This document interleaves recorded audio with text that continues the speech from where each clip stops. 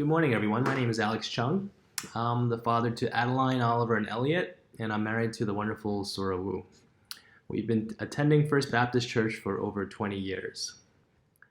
Like most of you, when the city announced to shelter in place, our family did just that, and we hunkered down, stayed home, and practiced social distancing. This was our civic duty, and we knew that this would help save lives. Like many people, the only interaction we had with the outside world was through social media.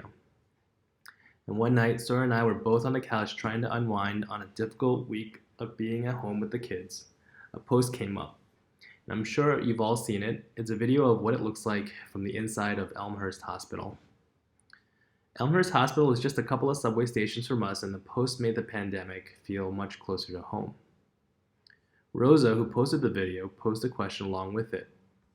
Can we band together and send a care package to the hospital staff to show our appreciation? I turned to Sora and I said, hey, that's Adeline's piano teacher. And I told her, we should help. And not really thinking much, I offered to pick up some non-perishable food snacks from BJ's and deliver it to Elmhurst Hospital. And people can just send me money to my Venmo to subsidize the cost. The next day, Rosa got a response from other individuals who wanted to donate coffee makers, rubber gloves, N95 masks, medical equipment, phone chargers, tablets, and gowns.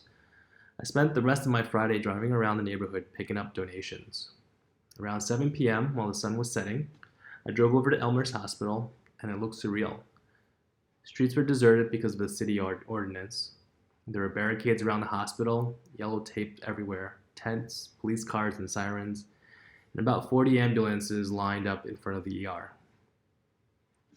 I got a hold of our contact at the hospital, and they were very appreciative of our donation. I thought to myself, great, I did my good deed, let me go home and call it a day. When I got home, I checked my Venmo and I realized that people were donating throughout the day, and we had just raised about $4,000. The next day, I called Rosa to figure out what to do with the funds we got, and so we decided the best thing to do was to send the same thing to other hospitals like Flushing, Jamaica, and Long Island Jewish Hospital in Forest Hills. Seemed like a plan, and it seemed like we could easily exhaust the funds. But as the days went by, we continued to get donations, more masks, more PPE, more monetary donations from people around the neighborhood. Along the way, we teamed up with several groups of individuals who fundraised as well, and one fundraiser was our church member Doug Tran's daughter, Priscilla Tran. We teamed up with Priscilla, who was already starting to help coordinate between hospitals and restaurants. And she helped us, she did an amazing job of getting us to work with local restaurants and coordinate breakfast, lunch, and dinner to medical staff. It's been about 2 weeks now, and we're blessed to have raised over $25,000.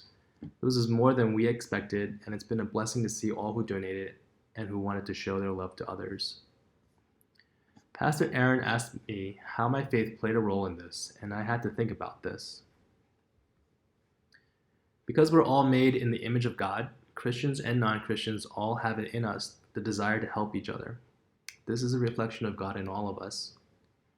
The difference between a Christian and a non-Christian is that it is our duty as a Christian to love one another and not something that we do to just quench the feeling we have to help one another. Just like how we are all now practicing social distancing, because it's our civic duty, helping each other and showing love is our Christian duty. My faith didn't play much of a role to initiate this amazing journey, but this journey has strengthened my faith in what God can do with such small acts. Thank you all for giving me the time to share what God has done with so little, and I hope you all stay safe and continue practicing social distancing.